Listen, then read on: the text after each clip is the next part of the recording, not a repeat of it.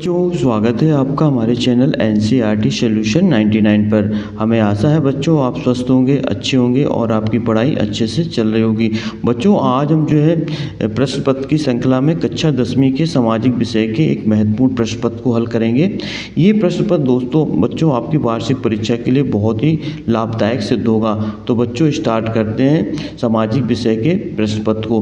दोस्तों इसमें बहुत से प्रश्न आपको पेपर में चौक की तो देखने को मिलेंगे, इसलिए आप इन प्रश्न पत्रों को अच्छी तरह से तैयार कर लें और परीक्षा में अच्छे से अच्छे मार्क्स लेकर आप उत्तीर्ण हो। इन्हीं शुभकामनाओं के साथ बच्चों स्टार्ट करते हैं आज के सेशन को, सामाजिक विज्ञान के प्रश्न पत्र को। दोस्तों इसमें जो कुल टोटल पेजों की संख्या है वो दोस्तों है 16 इसमें, और इसमें जो टोटल क्वेश्चन है वो बच्चों वो है 23, और इसका समय है दोस्तों 3 घंटे का, और मैक्सिमम मार्क है 75 नंबर। तो दो बच्चों स्टार्ट करते हैं आज के इस प्रश्न पत्र को। बच्चों देखते हैं पहला प्रश्न क्या पूछा है। पहला प्रश्न बच्चों फिल इन द ब्लैंक से संबंधित है, खाली स्थान से। इसमें पूछा गया है कि महात्मा गांधी ग्रामीण रोजगार गारंटी योजना अधिनियम 2005 के अंतर्गत कितने दिनों की कार्य की गारंटी दी गई थी। तो दोस्तों जो मनरेगा है, according to MNREGA 2005 provided employment guarantee for the days. तो दोस्तों इसमें जो काम की गारंटी दी गई थी वो दी गई थी बच्चों 100 दिवस की गारंटी दी गई थी, इसलिए इसका राइट आंसर होगा दोस्तों 100 दिन। दूसरा प्रश्न है दोस्तों कृषि दोस्तों बताना किस प्रकार की गतिविधि है। दोस्तों बताना है इस किस क्षेत्र की कितनी कौन सी गतिविधि है। तो बच्चों जो कृषि गतिविधि है वो है प्राथमिक क्षेत्र की गतिविधि है, प्राइमरी सेक्टर की। इसका राइट आंसर होगा बच्चों प्राथमिक। इसके बाद तीसरा प्रश्न देखते हैं क्या पूछा गया। मध्य प्रदेश में एक राष्ट्रीय उद्यान का नाम लिखना है बच्चों। तो कोई भी राष्ट्रीय उद्यान का नाम लिख सकते हैं, जिसमें आपका है कान्हा किसली राष्ट्रीय उद्यान है जो मंडला जिले में है। ये दोस्तों मध्य प्रदेश का एक महत्वपूर्ण दोस्तों नेशनल पार्क है कान्हा किसली। इसके बाद बच्चों चौथा प्रश्न सन इतने में जो है श्रीलंका स्वतंत्र राष्ट्र बना था। तो श्रीलंका जो स्वतंत्र राष्ट्र बना था बच्चों वो बना था 1948 में श्रीलंका एक स्वतंत्र राष्ट्र बना था। प्रश्न क्रमांक 5 में सरकार 2 या 2 से अधिक स्तरों वाली होती है। तो दोस्तों कौन सी सरकार होती है। तो दोस्तों वो सरकार होती है संघीय सरकार जो होती है 2 या 2 से अधिक स्तरों वाली होती है। अगला प्रश्न है अफ्रीका में 1890 में रिंडर पेस्ट एक क्या दोस्तों बताना थी क्या थी ये। तो रिंडर पेस्ट एक महामारी थी जो 1890 के दशक में फैली थी। तो दोस्तों ये महामारी थी, इसका राइट आंसर है महामारी। बच्चों अगर आपने हमारे चैनल को सब्सक्राइब नहीं किया तो आपसे विनम्र रिक्वेस्ट है बच्चों कि आप हमारे चैनल को सब्सक्राइब कर लें और जो है बेल आइकन की घंटी पर क्लिक करना ना भूलें, ताकि जब भी मैं कोई वीडियो अपलोड करूं इसका नोटिफिकेशन आपके मोबाइल पर सबसे पहले पहुंचे। तो दोस्तों पहले में 100 दिवस की गारंटी दी गई थी। दूसरे में दोस्तों कृषि प्राथमिक क्षेत्र की गतिविधि है। तीसरा दोस्तों मध्य प्रदेश का एक राष्ट्रीय उद्यान है कान्हा किसली भी लिख सकते हैं दोस्तों, या पन्ना टाइगर रिजर्व भी लिख सकते हैं, पन्ना टाइगर राष्ट्रीय उद्यान या पेंच राष्ट्रीय उद्यान, कुछ भी एक कोई भी एक दोस्तों नाम लिख सकते हैं। सन 1948 में जो है श्रीलंका स्वतंत्र राष्ट्र बना था और संघीय सरकार 2 स्तरों वाली होती है, और अफ्रीका में 1890 में रिंडर पेस्ट एक महामारी फैली थी बच्चों। इसके बाद दोस्तों प्रश्न क्रमांक दूसरा देखते हैं। प्रश्न क्रमांक दूसरा दोस्तों बच्चों ट्रू और फॉल्स से संबंधित है।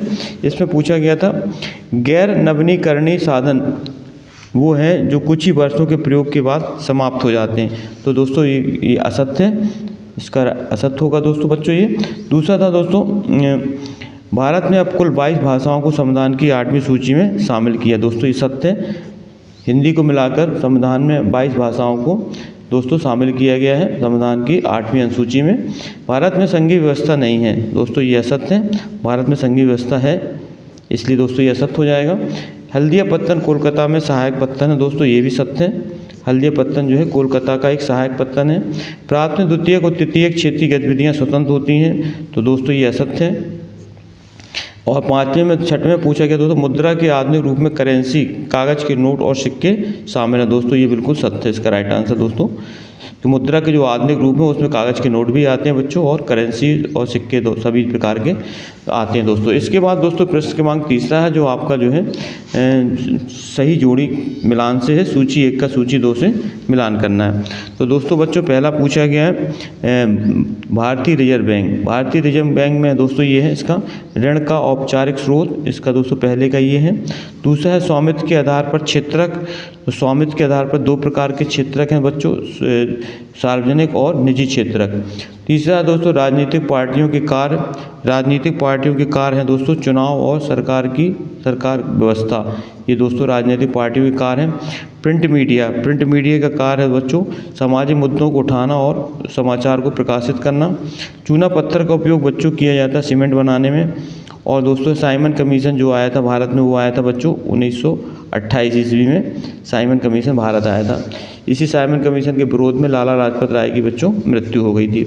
इसके बाद बच्चों प्रश्न क्रमांक चौथा देखते हैं। चौथे में क्या पूछा गया है? चौथा पूछा गया है दोस्तों एक वाक्य में उत्तर से संबंधित प्रश्न पूछा गया है। इसमें पूछा भारत में पहली कपड़ा मिल किस स्थान पर लगी थी? तो बच्चों भारत में पहली जो कपड़ा मिल लगी थी वो लगी थी मुंबई में। इसको आप याद रखें, मुंबई में लगी थी और ये लगी थी बच्चों 1854 ईस्वी में। इसको आप नोट डाउन कर लें। दूसरा प्रश्न दोस्तों है प्रथम विश्व युद्ध कब लड़ा गया था? तो बच्चों प्रथम विश्व युद्ध लड़ा गया था 1914 से लेकर 1918 तक लड़ा गया था प्रथम विश्व युद्ध। और दूसरा विश्व युद्ध लड़ा गया था 1939 से 1945 तक। द्वितीय क्षेत्र की गतिविधि का नाम बताना है। तो दोस्तों द्वितीय क्षेत्र की जो गतिविधि है उसका नाम है विनिर्माण। द्वितीय क्षेत्र की गतिविधियाँ हैं वो दोस्तों विनिर्माण कहलाती हैं। इसके बाद अतीत के देशों को जोड़ने वाला मुख्य माध्यम क्या है? अतीत में देशों को जोड़ने वाला मुख्य माध्यम क्या था? तो दोस्तों मुख्य माध्यम था व्यापार। इसका राइट आंसर है बच्चों व्यापार। इसके बाद है पांचवा पूछा गया किसी राष्ट्र में सरकार विरोधी समूहों की हिंसक लड़ाई जो युद्ध सी लगे उसे क्या कहते हैं? तो दोस्तों उसे कहते हैं गृह युद्ध। गृह युद्ध। अगला है परिवहन का कौन सा साधन सबसे सुविधाजनक है? तो बच्चों वो है सड़क मार्ग। तो बच्चों ये थे आपके एक वाक्य एक शब्द में उत्तर। पहले का राइट आंसर है दोस्तों मुंबई। भारत में पहली कपड़ा मिल मुंबई में स्थापित की गई थी। दूसरा प्रश्न था प्रथम विश्व युद्ध कब से कब लड़ा गया था? बच्चों ये लड़ा गया था 1914 से 1918 तक। द्वितीय क्षेत्र की गतिविधि का नाम है बच्चों विनिर्माण।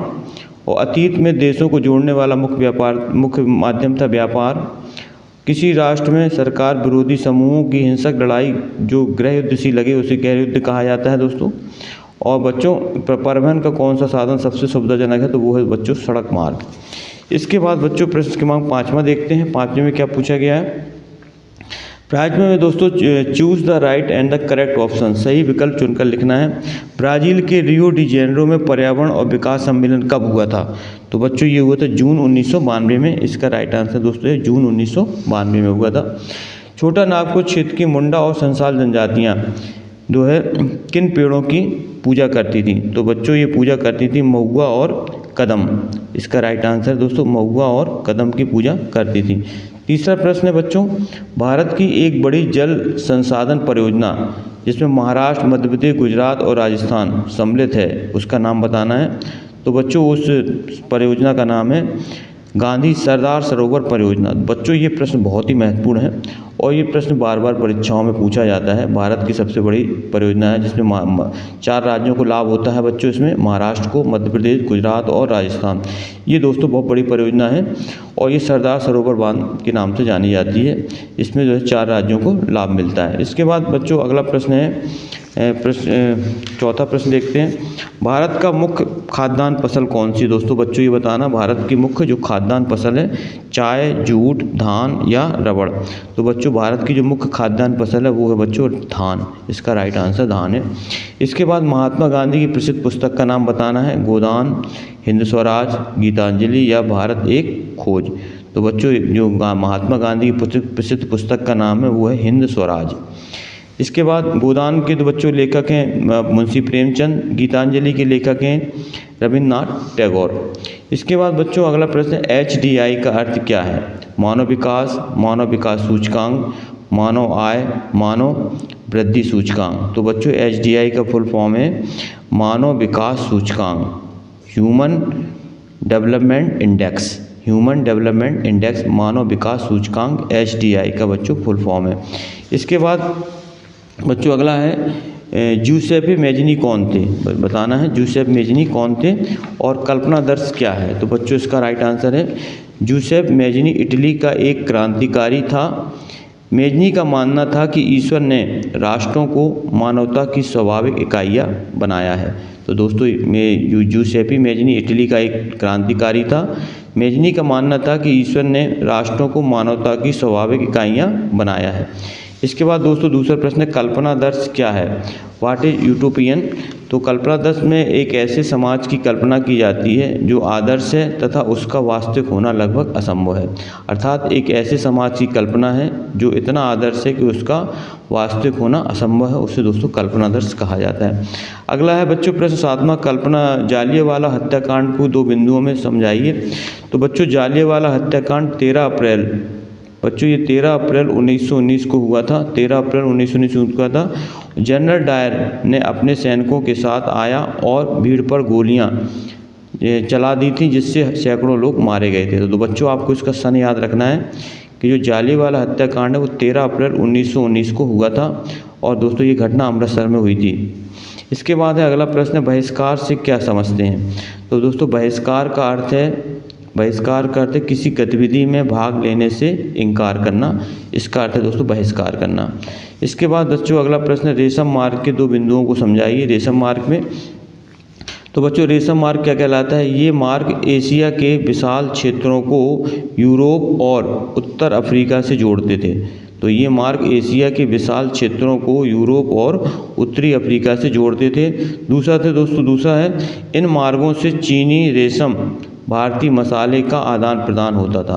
तो दोस्तों ये जो मार्ग थे ये व्यापार की दृष्टि से बहुत ही महत्वपूर्ण मार्ग थे। इन मार्गों से चीनी रेशम और भारतीय मसालों का आदान प्रदान होता था। इसके बाद दोस्तों अगला स्पिनिंग जेनी की 2 विशेषताएं बताना है। स्पिनिंग जेनी क्या है? तो बच्चों स्पिनिंग जेनी से इस मशीन ने कताई मशीन की प्रक्रिया को तेज कर दिया था। जो कताई मशीन से जिससे जो कपड़े बनाए जाते थे बच्चों, उस कताई मशीन की प्रक्रिया को तेज कर दिया था, जिससे श्रमिकों की मांग को कम कर दिया जाता।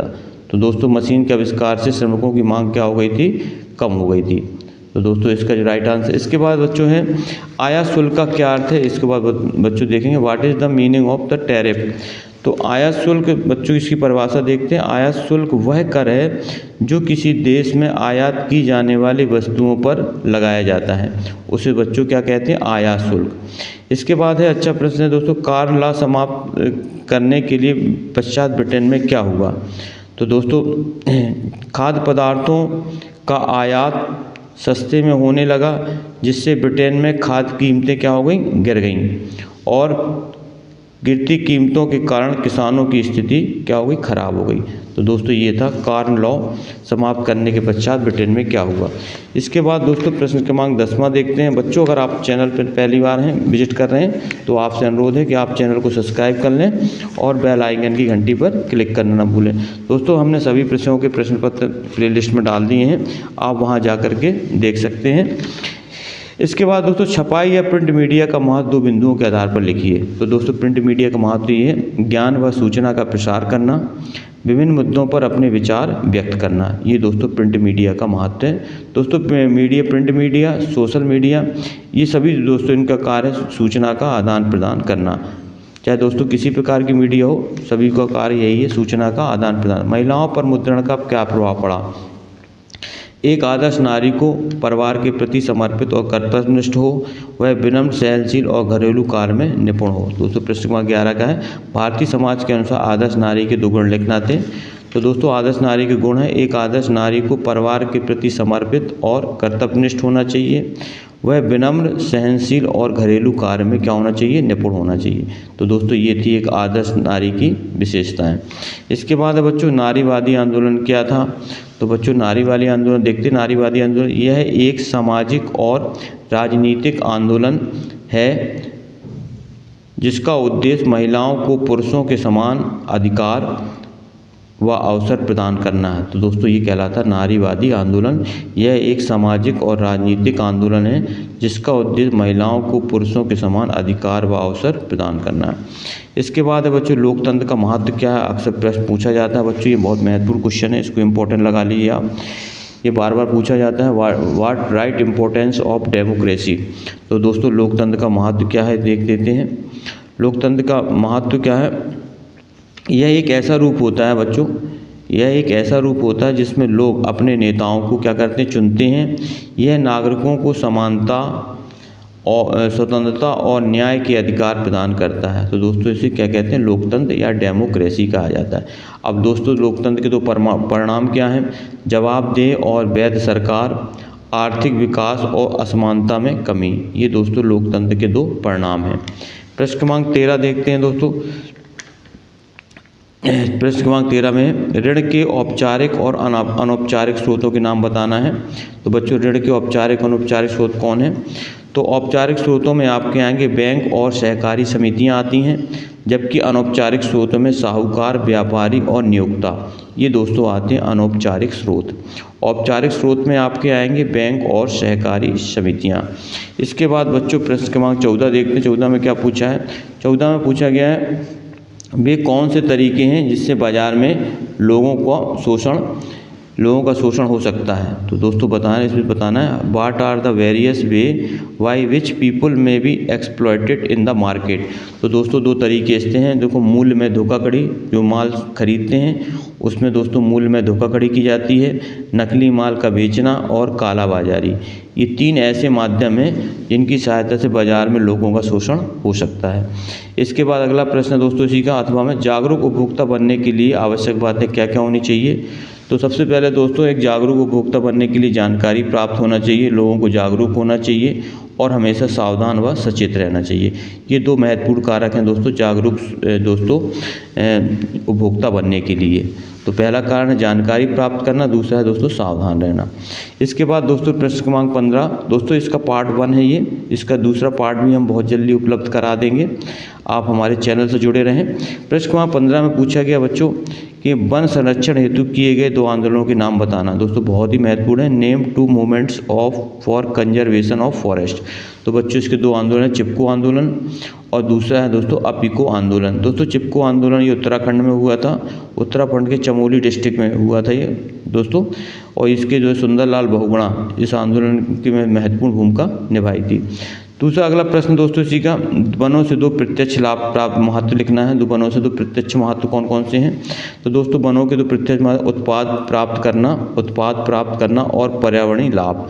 पर्यावरण से लाभ प्राप्त होता है बच्चों, दूसरा है उत्पाद लाभ प्रदान करना। तो दोस्तों ये थे 2 महत्वपूर्ण लाभ, उत्पाद प्रदान करना और पर्यावरणीय लाभ। इस तरह बच्चों ये था प्रश्न क्रमांक 15 तक का सलूशन। इसके बाद दोस्तों प्रश्न क्रमांक 16 से लेकर के बाकी के 23 प्रश्नों का सलूशन बहुत ही जल्दी उपलब्ध करा दूंगा। आप इन प्रश्नों को देख लें एक बार अवश्य, और अगर आप चैनल पर नए हैं तो आपसे पुनः रिक्वेस्ट है कि आप चैनल को सब्सक्राइब कर दें और बेल आइकन की घंटी पर क्लिक करना ना भूलें। बच्चों आपका एक सब्सक्राइब और एक लाइक हमें नया मोटिवेशन देता है। हम आपके लिए इसी तरह बच्चों वीडियो लेकर आते रहते हैं, जिन्हें आप हमारे प्लेलिस्ट में जा कर के देख सकते हैं। तो बच्चों आपका दिन शुभ हो। नेक्स्ट वीडियो में फिर मिलते हैं बच्चों हम, तब तक के लिए बच्चों धन्यवाद। जय हिंद, वंदे मातरम बच्चों।